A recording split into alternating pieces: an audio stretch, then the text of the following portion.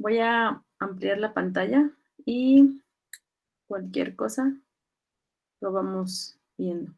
Igual si quieren, al final también podemos ver las preguntas.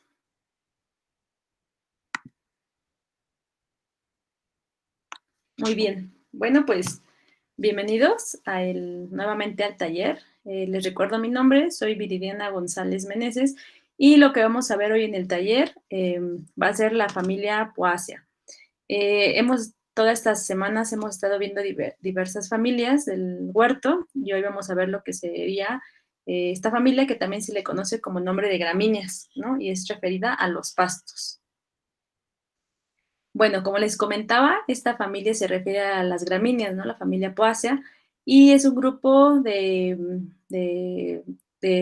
plantas que tiene la característica donde las flores están envueltas como en unas pequeñas espigas, ¿no? Si ustedes ven, por ejemplo, los pastos, que los pastos justos pertenecen a esta familia, podemos ver como en forma de espiga, ¿no? O también, por ejemplo, el trigo tiene también como espiga, o lo que sería el arroz. Todas estas plantas pertenecen a esta familia, la cebada, la avena, el centeno, el maíz, ¿no? Y esta familia es muy importante a nivel económico, también alimenticio, medicinal, y como aquí les pongo esta imagen acerca del maíz, ¿no? Pues el maíz es muy representativo justo en América Latina y sobre todo también en México, ¿no? Que es el sitio de origen de este tipo de planta, ¿no? Del maíz. Y bueno, también, como les decía, importancia alimenticia, porque aquí podemos encontrar los cereales, ¿no? Que pues son nuestro alimento, pues prácticamente casi diario, y en México, pues la tortilla, ¿no? Una de las características también de este tipo de plantas, aparte de lo que les comentaba, que tiene como pequeñas espigas que encierran a la flor, sería que tienen la hoja con venación paralela. Pero, ¿qué sería este tipo de venación? Bueno, como les comentamos en diferentes clases, todas las plantas tienen diferentes características, ¿no? Algunos tal vez ya saben estas características, otros tal vez no las sepan, pero de manera general podemos dividir a todas las plantas, aparte de familias, por las características que tienen. También las podemos dividir para estudiarlas en la forma de la hoja, en el margen y en su venación, ¿no? Entre otros casos. Por ejemplo, para la forma de la hoja, la podemos dividir en acicular.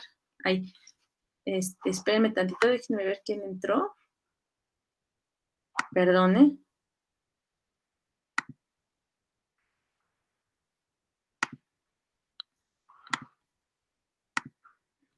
Ahí se ve, ¿verdad? Ay, disculpen. Bueno, como les comentaba, hay diferentes tipos de clasificación de las plantas. Entonces, para estudiar las hojas, podemos ver diferentes formas como la acicular, que sería un ejemplo claro, el pino, ¿no? Tiene forma como de acícula, de aguja. Hay otras que están en formas ovadas, otras alternas, ¿no? Encontramos una hoja de este lado, otra de esta, y se van dividiendo así el tipo de hojas, otras en rosetas, o por ejemplo también un poco estrelladas, palmeadas, como la hoja del higo, ¿no? También otra forma de dividir al estudio de las plantas, en este caso en cuestión de las hojas, sería el margen de la hoja. El margen de la hoja, por ejemplo, podemos encontrar algunos que es completamente liso, lo conocemos como un margen entero. Otra parte sería dentado, que tiene como pequeños dientes, ¿no? Por eso se le llama dentado. Otros son ciliado. Ciliado porque hace referencia a cilios, como a pelos. Entonces hay plantas que tienen como pequeños cilios y todo el margen se convierte justo en un margen ciliado, ¿no? El margen me refiero a todo el contorno de la hoja. Hay otro que se llama denticulado porque tiene pequeños bordecitos más pequeñitos que los dentados, ¿no? También hay doble dentado, doble aserrado porque pues justo parece como una pequeña sierra, y entre otras características también, ¿no? Que también se les denomina de diferente forma dependiendo del margen de esta hoja. Y en la venación, como les comentaba, ¿no? La tienen paralela a este tipo de plantas. Si ustedes observan, por ejemplo, el pasto, que justo también pertenece a la familia de las gramíneas, nosotros podemos ver la venación de la hoja toda paralela, ¿no? Toda está paralela y, por ejemplo, algo muy característico, perdón, aquí les pongo una foto del maíz, ¿no? Si vemos el maíz, tiene la hoja paralela, ¿no? Justo en esta hoja que está, en esta foto, perdón, que está muy, muy ampliada se ve la venación de la hoja, que es paralela.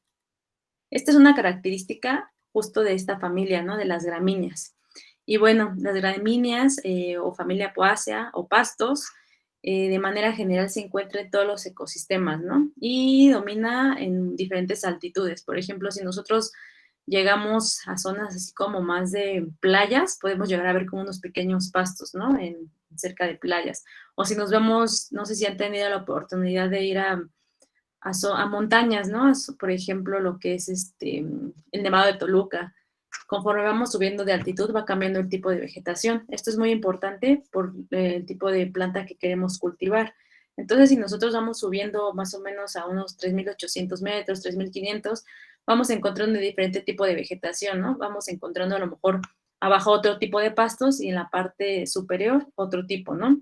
De hecho, cuando llega a caer nieve, cubre todos estos pastos, ¿no? Que son pastos largos, amarillos, ahí los podemos encontrar a diferente altitud. Y bueno, las gramíneas se encuentran muy bien distribuidas en México y ocupa el cuarto o el quinto lugar, ¿no? A nivel mundial, si también consideramos lo que significa la geografía, ¿no? El tamaño del país, ¿no? Y aproximadamente 300 plantas, 305 especies de estas son endémicas. ¿Qué quiere decir? Que se crecen solamente en nuestro país, ¿no? Entonces, México en sí es un país muy diverso en especies, tanto en fauna como en flora, ¿no? Animales y plantas. Bueno, esta familia es muy importante a nivel ecológico. Entre otras características ecológicas, la importancia es que ayuda mucho a las aves migratorias, ¿no? Les ofrece eh, refugio cuando es el invierno. Cuando es el invierno, las aves migran, algunas aves llegan a migrar y no tienen dónde refugiarse con este frío. Entonces, los pastizales que se encuentran sobre todo en la parte norte del país, que sería Chihuahua, se encuentran muy bien estudiados y ahí se refugian muchas especies de aves, ¿no? De hecho, en México tenemos varias eh, zonas de protección, que son áreas protegidas, y aquí también tenemos una zona de protección justo en Chihuahua, lo que es Durango, Coahuila, donde se encuentran los pastos, ¿no? Y también otra zona protegida que se llama Janos, justo ahí también encontramos este tipo de vegetación, ¿no? Entonces tiene mucha importancia ecológica esta familia. También económica, ¿no? Aquí les pongo una foto de unos lentes porque justo empezaron a salir, bueno, ya tiene algunos años que comenzaron a salir lentes hechos con bambú. El bambú también es una gramínea, pues, pertenece a la familia Poaceae. Entonces, también es muy importante en la parte económica y en la construcción, ¿no? Porque hay casas que hacen con bambú, o en este caso lentes en Amazon con bambú, también bicicletas con bambú, y varias cosas, ¿no? Que entre otras plantas, pues también ocupan otras partes de ella, ¿no? De la planta. En la salud también, ¿no? Aquí hay una fotografía del trigo, donde lo consumen justo para aumentar los antioxidantes, que te encuentres más saludable, que se mejora la digestión, ¿no? Y bueno, alimenticia también, ¿no? Podemos encontrar, por ejemplo, el arroz, avena, en este caso ya lo que les comentaba, ¿no? El maíz. Entonces es algo como muy importante esta familia que tenemos que tener siempre presente, ¿no? Y también se ocupa mucho para el alimento, para el ganado, ¿no? Se hacen forrajes de pastizales justo para que el ganado se vaya alimentando. Como ya habíamos hablado también en la rotación de cultivos, donde ponemos primero, por ejemplo, las familias solanáceas, luego leguminosas, dependiendo las diferentes características que ya hemos visto a lo largo de estas clases. También lo que hacen es hacer como una ganadería más sustentable, ¿no? Que ayude un poco más al ambiente, en general al suelo. Y lo que hacen es una rotación también, sobre todo, bueno, yo la he visto en la parte de Chihuahua, donde se cultiva, bueno, donde se cría mucho lo que es el ganado y se trae la carne.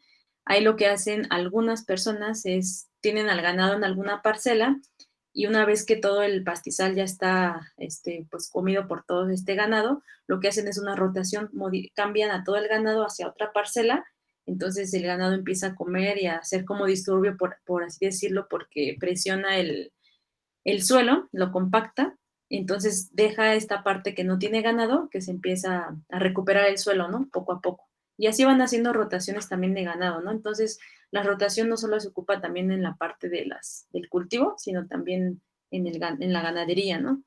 Es una ganadería un poco más sustentable, ¿no? Por así decirlo, un poco más allegado a esto.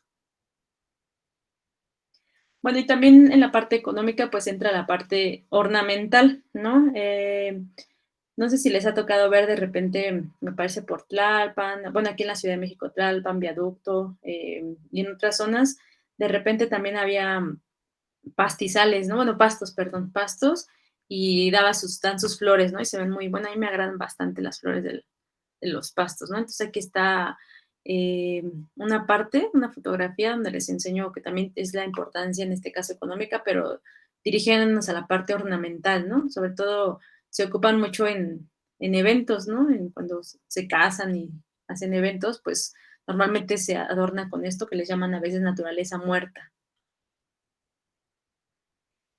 Y bueno, una de las gramíneas o de las especies en sí de esta familia Poaceae, que tiene mucha importancia, como les comentaba aquí en México, es el maíz, ¿no? Y es el centro de origen de esta planta, ¿no? Hace años se estudia el maíz, se tienen también estudios acerca de las tortillas, no sé si han escuchado ustedes acerca del glifosato, todos estos químicos que se han encontrado en la tortilla, ¿no? Y que poco a poco se va perdiendo el cultivo del maíz justo por no valorar tal vez el trabajo del campo y lo que comentábamos desde la primer clase, ¿no? La industria eh, verde, ¿no? Que queremos más alimento para poder dar a más personas y cuando también se echa a perder mucho alimento, ¿no? Entonces esta cuestión, el de querer más alimento, más hortalizas, más jitomates, más alimento, verduras y todo, lo que se hace es utilizar mucho químico, ¿no? Lo que va matando a los microorganismos del suelo. Es por eso que optamos por este tipo pues de agricultura un poco más acercada a la parte como sostenible, ¿no? Sustentable, que sea menos dañina para el medio ambiente y también para el humano. Bueno, este cultivo en sí, el maíz, se originó mediante un proceso de adaptación que a lo largo de muchos años, ¿no? Van domesticando a la especie. Entonces, comenzó con una pequeña especie que se llama teocintles, eran maíces más chiquitos, ¿no? Y también es entendible en esta cuestión de que el campesino es mucho trabajo, ¿no? Es mucho trabajo poder arar la tierra, poder sembrar, que a lo mejor llega algún ratoncillo y se come parte de la cosecha, ¿no? Yo tuve la fortuna de poder sembrar maíz en Toluca, bueno, cerca de una parte de Toluca, donde estamos haciendo una casa, pues, un poco más sustentable, con las traves son de, este, de árboles, ¿no? Árboles así enormes de encino. Las ventanas son de botellas de vidrio y lo que rodea todo esto son llantas, algo así, ¿no? Entonces tuve la oportunidad de trabajar allá con personas y poder sembrar en diferentes niveles, ¿no? Haciendo como unas pequeñas curvas de nivel, es decir, trabajábamos con un aparatito, un aparato que se llama A, y vamos viendo dónde poner a diferentes alturas el maíz. Y se trataba como un poquito de trabajar con la gente y convencer de cambiar un poquito la agricultura más amigable con el medio ambiente, pero es entendible también la cuestión de, por ejemplo, esa vez que fuimos a cosechar, el maíz que nosotros sacamos era muy, muy pequeñito, digamos, algo pues pequeñito así, ¿no? Sabemos que a lo mejor tiene más valor nutrimental y está mejor y sabemos que es saludable y todo, pero el maíz era chiquito. En cambio, los de los vecinos, el maíz era pues lo doble casi de eso, ¿no? Entonces de repente llegaban como a reírse de nosotros, no, mira, tu maíz es muy chiquito, pero más bien tenemos que estar trabaje y trabaje para pues justo demostrar esta cuestión de más amigable con el ambiente. Sí es más tardado, es más mucho más trabajo, ¿no? Que a lo mejor uno hará la tierra con instrumentos, pues a lo mejor con el pico, con la pala, a estarlo arando con el tractor, ¿no? Entonces, pues también esta parte de comprensión pues que no es tan fácil, ¿no? También el trabajo obviamente en campo, es bastante trabajo.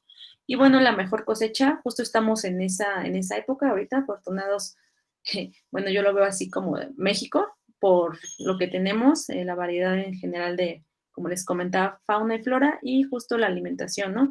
Uno de los estados más ricos, justo Oaxaca.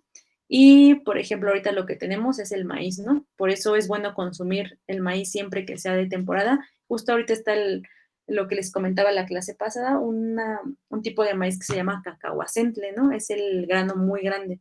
y pues es muy rico. No sé si hayan tenido oportunidad de probarlo, yo espero que sí. Justo estamos en el tiempo de la cosecha, ¿no? Bueno, para el maíz necesita bastante riego, ¿no? También cuando se cosecha, he visto a veces, no sé si tienen la oportunidad de ir al huerto Tlatelolco, algunos huertos de la Ciudad de México, se encuentran maíz, pero en pequeñas parcelas, justo porque el maíz a veces está un poquito más dado a grandes parcelas, ¿no? En campo. Requiere una tierra profunda, ¿no? Porque a veces puede crecer el maíz, pero no te da a lo mejor el fruto que esperas, ¿no? Así como tal los granos grandes. Y bueno, como les comentaba, ¿no? En cuanto a las rotaciones, este tipo de planta, que es de la familia de las poáceas, las gramíneas, es una planta exigente, como ya lo vimos, las solanáceas primero se pueden plantar y dependiendo de las varias requerimientos de las familias, podemos ir haciendo esa rotación de cultivo. Entonces, cuando se siembra también lo que es las gramíneas, que lo vamos a ver ahorita en un ratito, la gramínea lo que le ayuda al suelo es a poder arar la tierra naturalmente, ¿no? Porque tiene unas raíces gruesas y aparte dentro de la raíz principal se van diferenciando diferentes raíces más pequeñas que justo buscan y hacen que are el suelo naturalmente, ¿no? Bueno, y como les comentaba, el maíz, pues es muy importante aquí en México y aquí un ejemplo típico, ¿no? Los tamales. Y como ahí podemos ver en los tamales, pues justo esta nervadura, ¿no? Que es paralela. Bueno, también gracias a las gramíneas podemos incrementar la fertilidad de los suelos y rejuvenecer este suelo de tipo natural, ¿no? Este método, este modo de enriquecer la tierra ayuda a renovar el terreno donde nosotros estamos sembrando, ¿no? Son formadores y mejoradores del suelo. Y como ya lo vimos, también algunas plantas requieren mayor nitrógeno, otras menos, entonces a estas las podemos considerar como formadoras y mejoradoras de suelo. Y también un abono verde. Pero bueno, ¿qué es un abono verde en sí, no? Esto es una siembra voleo, es decir, como aventar, como hacer un acolchado, como lo hemos estado viendo anteriormente, sobre el suelo, ¿no? ¿A qué le va a ayudar a nuestro huerto? Bueno, cualquier tipo de acolchado cuando estén podando, por ejemplo, el pasto, cuando estén podando, cuando estén quitando algunas hierbas y todo eso, la mayoría de que salen así pastos, pues son de esta familia, ¿no? De la poácea, las gramíneas. Lo que podemos hacer es, pues, ir podando y nos va a funcionar también como colchado y como abono verde. Es decir, si lo vamos poniendo al suelo. Y esto es por la relación que tiene el suelo y todos los microorganismos que ya hemos visto que están en el suelo con este tipo de familias. ¿Qué es lo que va a hacer? Bueno, este tipo de suelo, de abono verde más bien, perdón, le va a ayudar mucho al suelo a recuperar toda esa fertilidad a través de dándole aportes de diferentes minerales, ¿no? Y también a promover la vida microbiana y los nutrientes del suelo. Recuerden que en el suelo encontramos diferentes tipos de bacterias y dependiendo de lo que haga la bacteria se le llama como por ejemplo este, la que obtiene mucho nitrógeno y ayuda justo a fijarlo, ¿no? De diferentes nombres. Pero ¿cómo ayuda este abono verde en sí a nuestro huerto, ¿no? A nuestro huerto que ya estamos construyendo. Bueno, le va a dar nitrógeno. Esto es por medio de las raíces, ¿no? Le va a ayudar a fijar el nitrógeno al suelo. Por las raíces, esta característica de la familia ayuda a fijar. También va a ser aereando el terreno. ¿Cómo? Como les comentaba, con la raíz. Lo que hace es que al momento de ir escarbando la raíz y buscando lugar para poder crecer más, eh, va airando el suelo, está haciendo un labrado natural, ¿no? La misma raíz. Entonces le ayuda mucho a que penetre también el oxígeno y circule bien el agua y no se quede pues todo apretado, ¿no? Porque si recordemos que si tenemos un suelo muy compactado o muy limoso, muy arcilloso, no va a permitir a veces que crezcan las semillas, ¿no? Que germinen. Otro es que se puede controlar también las malas hierbas, como por ejemplo el centeno tiene una característica particular que no deja que crezcan algunas plantas a su alrededor. Tiene unas pequeñas toxinas que ayuda a que crezca mejor el centeno y que no crezcan otras. Eso hace también a controlar las malas hierbas, ¿no? Y otras que aporta materia orgánica, como lo estamos utilizando como abono verde, por ejemplo, al momento de estar podando pastos y lo echamos sobre nuestra tierra, también nos puede servir como un acolchado.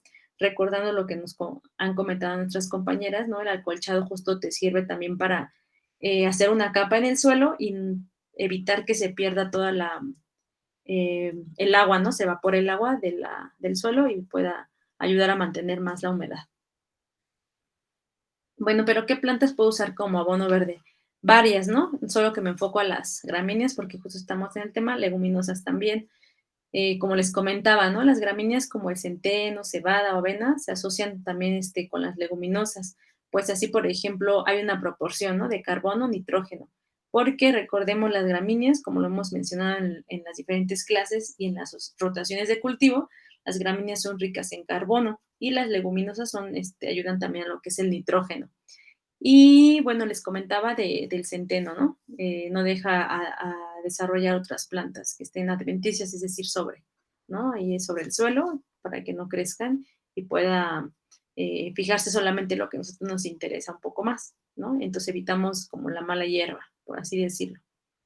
Y bueno, para preparar el abono verde, ¿cómo? Pues simplemente vamos a ir podando, vamos a ir picando lo que más podamos y es lo que le vamos a echar a nuestro huerto, ¿no? Eso nos va a servir como acolchado. También lo podemos echar, poner encima o lo podemos enterrar un poco, ¿no? Dependiendo también, no sé, el tiempo que tengamos o que nos damos de prisa. El chiste es podar, cortar lo más que se pueda y ponerlo encima, ¿no? Que nos sirva como acolchado.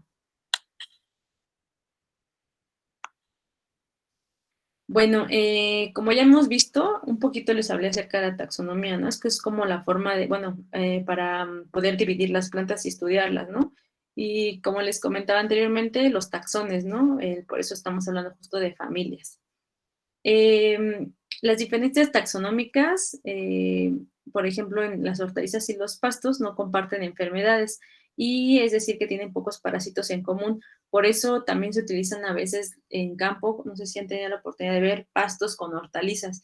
Esto es porque así como las plantas aromáticas y medicinales ahuyentan a las plagas, también podemos utilizar pastos y hortalizas, no tienen como tanta eh, relación, ¿no? Por así decirlo, entre familias, entonces no puede atacar a veces una a la otra, ¿no? Digo, y a veces, porque a veces sí también el patógeno, bueno, el insecto que ataca las plantas, si es o el hongo, si es como muy abrasivo y si llega a atacar a veces cultivos enteros, ¿no? Pero bueno, los pastos generalmente proporcionan gran cantidad de sustancia orgánica y también se caracteriza por una descomposición más lenta de este pasto, ¿no? Y también cubren bien el suelo, por eso, como se descompone lento, sirve como acolchado para poder cubrir bien la superficie y, como les comentaba, que evite la evaporación del agua. Y bueno, si tenemos un suelo arcilloso y muy limoso, esto ya lo vimos en alguna clase y se los enseña, sigue haciendo unas pruebas de limos, arcillas y también de viendo si el suelo era ácido, si era básico, ¿no? Entonces, si tenemos un suelo muy arcilloso y limoso, es decir, así que parece como barro, pues no pueden germinar bien las semillas. También por eso en muchas zonas se ocupa los pastos justo para hacer como este labrado natural, ¿no? En la tierra. Y se pueden hacer también acolchados de paja, ¿no? Cualquier poácea, alguna gramínea que ustedes vayan teniendo o si tienen algún patio y están podando, no tiren el pasto. Aparte también recordando este tipo de residuos que les sobren de sus podas, de cualquier poda, tanto de árboles como de gramíneas, pueden utilizarlo en las compostas, ¿no? Las diferentes compostas que hemos visto a lo largo de estas clases. También este tipo de abonos verdes lo ocupan mucho en campos también abiertos, cuando tienen parcelas y están sembrando en una zona y luego la dejan para que repose tal vez y hacer una rotación de cultivo y para que pueda reposar esta parcela, lo que hacen es acolchados o tapar un poco con este tipo de poáceas para que se pueda recuperar el suelo y luego ya para preparar el siguiente cultivo para primavera y empezar a sembrar otra vez, ¿no? Justo todo esto, recordemos siempre, dependiendo de lo que vamos a cultivar. Y bueno, ¿qué podemos hacer? Los invito a que hagan así como los ejercicios que les damos diciendo a lo largo de las clases, que espero que los puedan ir haciendo, porque sería bueno que en el grupo nos puedan ir compartiendo fotografías de lo que van haciendo, ¿no? Algunos compañeros sí nos han compartido así la forma en que están empezando a cultivar o algo, No sé si alguien hizo lo de sus jitomates. Bueno, yo les comparto, ahorita no los traje, pero yo les compartí fotos y ya luego les voy a compartir cómo van los jitomatitos que puse a germinar y ustedes me comparten los suyos. Bueno, ¿qué podemos hacer? Ya hemos visto también la parte de germinación de las semillas y los, en sí, los germinados, ¿no? Hemos visto ya en varias clases. Y bueno, también podemos germinar, en este caso que estamos hablando de las poáceas, lo que es el trigo, ¿no? Conseguimos semillas de trigo y lo que podemos hacer es tener nuestro forraje, nuestro pasto y tomarnos algunos licuados por la mañana. Esto es mucha vitamina, minerales, proteínas y tiene bastantes antioxidantes, ¿no? Tanto para el cabello, la piel, para todo, para sentirte pues bien y lo podríamos hacer muy sencillo en casa. Bueno, ¿qué necesitamos como para hacer este tipo de germinado? Es algo muy sencillo. Podemos germinarlo en tierra o podemos germinarlo en, como ya lo hemos visto en varias clases, con alguna papel húmedo, en algún refractario. Puede ser pues cualquier refractario. Yo también puedo ocupar, por ejemplo, estos platos, ¿no? Cuando ocupan los platos de los pasteles o, por ejemplo, como lo hicimos con el jitomate. Si piden alguna ensalada o un sándwich y les dan estos refractarios, no los tiren. Nos van a servir siempre para estar germinando y así hacemos menos residuos también de un solo uso y mayor pues contaminación como tal, ¿no? Eh, Podemos seleccionar, digamos, yo les comentaba, yo agarro esta charola, pero pueden, cualquier topper que ustedes tengan, un plato, lo que sea, lo que vamos a hacer es, para poder obtener este tipo de pasto y poderlo tener y consumir diario o las veces que ustedes quieran, lo primero sería pues tener las semillas. Vamos a empezar a mojar este tipo de semillas. Recuerden, como les había comentado en clases, al momento de nosotros mezclar la semilla con el agua, lo que vamos a hacer es activar las auxinas. Estas auxinas, recordando, son las enzimas que permite que la planta pueda tener raíz. Entonces, por eso cuando dejamos algún tipo de semilla, frijoles, lentejas, trigo, encerrado en una bolsa y tiene humedad, empieza a germinar, ¿no? Es porque están reaccionando las auxinas. Entonces, lo que podemos hacer primero es darle una enjuagada a nuestras semillas, unas 2 veces. Esa agua de preferencia no la tiren, échenla en las plantas o preparen otro, ¿no? O sea, el chiste es no estar reutilizando todo, ¿no? Porque a lo mejor yo voy a enjuagar este tipo de semillas y el sobrante lo voy a tirar. Mejor no lo tiren y rieguen plantas. Bueno, vamos a hacerlo primero, va a ser como se ve en la imagen, tener nuestras semillas, no sé, dependiendo lo que quieran, cuánta cantidad. Por ejemplo, para un plato así grande pueden ser unas 2 tazas. Si tienen un refractario más pequeño, una taza o media taza, ¿no?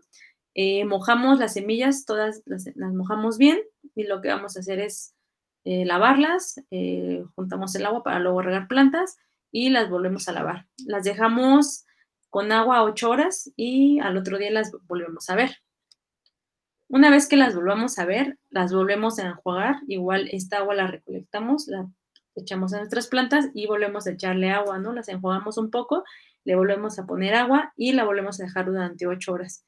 Por este momento que ya llevan 2 días, 2 días y medio, las auxinas ya están activándose y ya están ya está empezando a crecer como a veces raíces, ¿no? Sobre todo a veces en las que están más abajo, que se guarda mayor humedad, ¿no? Y las de arriba un poquito tardan a veces porque pues están más expuestas y se puede perder mayor agua por la evaporación. Lo que sería como número 3, esas semillas, pasarlas justo ya a la charola, ¿no? Al plato, al refractario que ustedes hayan elegido, colocar las semillas y taparlas con una toalla, ¿no? Un pedazo de tela, manta, no sé, cualquier tapito que ustedes tengan limpio, claro, porque va a ser el alimento. Eh, el trapo siempre limpio, húmedo y justo solamente voy a tapar bien las semillas, ¿no? Así las semillas aquí encima y tapo con el trapo bien húmedo. Y lo voy a dejar, ¿no? Lo voy a ir dejando toda la noche al siguiente día. Y voy a ir viendo cómo va a lo largo de todo este tiempo, cómo va a ir germinando mis semillas. Siempre voy a tratar de humedecer la toalla, ¿no? Siempre tiene que estar húmeda. Y la tapo justo para que estas raíces no se sequen, porque si yo dejo este plato junto a una ventana donde tiene bastante luz o lo dejo al sol directo, pues va a secar las raíces y no va a permitir que se germine. Por eso tengo que poner la toalla por la luz y también por la humedad, ¿no? El momento de que esté bien húmedo el trapo, eso me va a permitir que pueda activarse mayor las auxinas. O cuando ya vaya creciendo más este tipo de germinado y ustedes vayan viendo, pueden quitar el trapo y dejar que le dé un poquito de luz justo para que empiece a buscar mayor crecimiento, ¿no? Y más o menos unos 10, 12 días, o hasta, ajá, dependiendo, las semillas también que tan buenas estén, vamos a empezar a ver todo esto, ¿no? Cómo tenemos ya nuestro germinado en algo tan pequeño. Les digo, pueden germinar donde sea, como lo hemos visto en otras clases con mis demás compañeras, en frascos de vidrio, en charolas, puede ser en tierra, puede ser simplemente con trapos húmedos, en algún refractario de plástico, ¿no? El chiste es que siempre esté húmedo porque recuerden que activa el enraizamiento. Y aquí, por ejemplo, se puede ver el de que tiene el listón rojo es como un plato, ¿no? El de arriba es un tazoncito y el de acá abajo es una charola, pues especial justo para el germinado, pero no es necesario estar gastando nada de dinero para poder hacerlo desde casa. Y bueno, pues ya una vez que nosotros tengamos nuestro germinado, podemos ir cortando, esperar a que más o menos el trigo tenga unos, que serán unos 10, 15, de 10 a 15 centímetros de alto, y lo que vamos a hacer es podar, ¿no? Así como estuvimos podando el pasto, estas gramíneas, podamos y lo que queramos a nuestro jugo, nos lo tomamos en ayunas, combinar con algo, como ustedes acostumbran a tomar, si es que acostumbran a tomar algún tipo de jugos, y con esto sería como mucha ayuda también en la parte alimenticia y en la parte de salud. No sé si tengan alguna duda de esto. Si tienen alguna duda, igual pueden comentarlo. ¿Tienen dudas?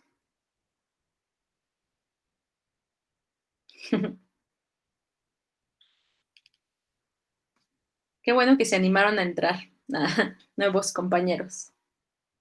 Muy bien. ¿O no tienen dudas? O, ok. Ana Laura tiene dudas. Sí, hola, buenas tardes. Es la primera vez que me uno a estas sesiones, entonces no sé si hablaron de esto, pero quería preguntarte, Viridiana, lo que pasa es que yo tengo una pequeña composta, entonces ya salió como mi primera tanda de tierra y quiero sembrar unos jitomates ahí, pero lo que me comentaron es que tengo que diluir esta tierra con más tierra, o sea, no sé si se tiene mi pregunta. Entonces, ¿es cierto o la puedo usar así literal directamente y en esa ya siembro mis jitomates? No, sí, sí lo ideal sería como que la mezcles, ¿no? Porque, por Ok. ejemplo, tu materia orgánica, en este caso tu residuo de la composta, Ujú. digamos que tiene mucha materia orgánica, entonces Sí. puede quemar a tu planta chiquita o a tus raíces Ah, ok. o a tu semilla. Entonces lo que tienes que hacer es Ujú. mezclarla, sí, mezclarla justo con Ok. la tierra. Sí, es Va, va, como va. Sí, porque lo que sí un mezclo fertilizante, haz siempre de es el cuenta. lixiviado. De hecho, tengo un buen de lixiviado, creo que son como unos 5 litros, y esos los tengo ahí. Pero sé que esa sí se tiene que mezclar, o sea, la tengo que diluir en un volumen más grande de agua. Entonces, por eso me quedaba la duda de si la tierra también la tengo que, ahora sí que diluir, por así decirlo, ¿no? Mezclarla. Sí, la puedes mezclar más que nada para que no queme, porque es lo mismo que el lixiviado que ya tienes. Es bastante, como por así decirlo, energía y Ujú. puede quemar a tus plantas si es directo. También se tiene que diluir. Ok, ¿y más o menos en qué proporción? Dependiendo tu planta, por ejemplo, no sé, una maceta, digamos así, grande o de, Mira, es una cubeta de estas de 19 litros de tierra que tengo. pues puedes poner como un cuarto de la cubeta y mezclar, Ujú, ¿no? Ajá. ujú. O, por ejemplo, si ya tienes la maceta o tu huerto o algo que estés haciendo, lo que puedes hacer es con puños, ¿no? Con Ok. puños. Y si vas a sembrar, la puedes poner también hasta abajo, ¿no? En algún botecito pones Ujú. por ejemplo, o sea, tu bote pones ahí tu composta y pones Ujú. tierra, ¿no? Y así va a permitir. Ah, ya. Ok, como si fueran capas, ¿no? Ajá. Ah, va, va, va. Y tu bote siempre que sea no transparente, Ok. justo porque si lo es transparente o como ya hemos visto en varias clases Ujú. huertos verticales que hicimos con botellas, lo ideal sería limpiarlo, digo, perdón, pintarlo justo para que no entre el sol y seque a la raíz. Ah, perfecto. Va, muchas gracias. Sí, no a ti. No sé si tengan otra duda. Y si no tienen dudas, ¿no? Ay, y si pueden, a ver, bueno, creo que hay 2 nuevos. Nos compartan su nombre en el chat y su alcaldía, si es que son de aquí. Y ya. Y bueno, no sé si tenga otra duda alguien.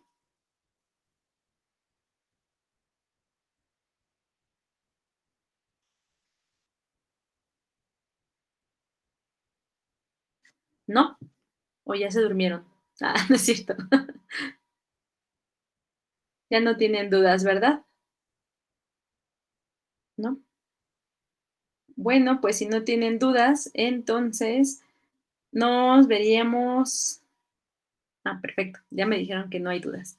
Bueno, si no tienen dudas, nos vemos mañana también, 5, 5 y cuarto, dependiendo de mis compañeras, para seguir con las mismas clases. Recuerden que son de martes a viernes a las 5, ¿no? 5 y 10, dependiendo a qué hora vayamos llegando, pero pues los esperamos mañana, ¿ok? Y nos vemos. Gracias. Ah, Hasta gracias. mañana.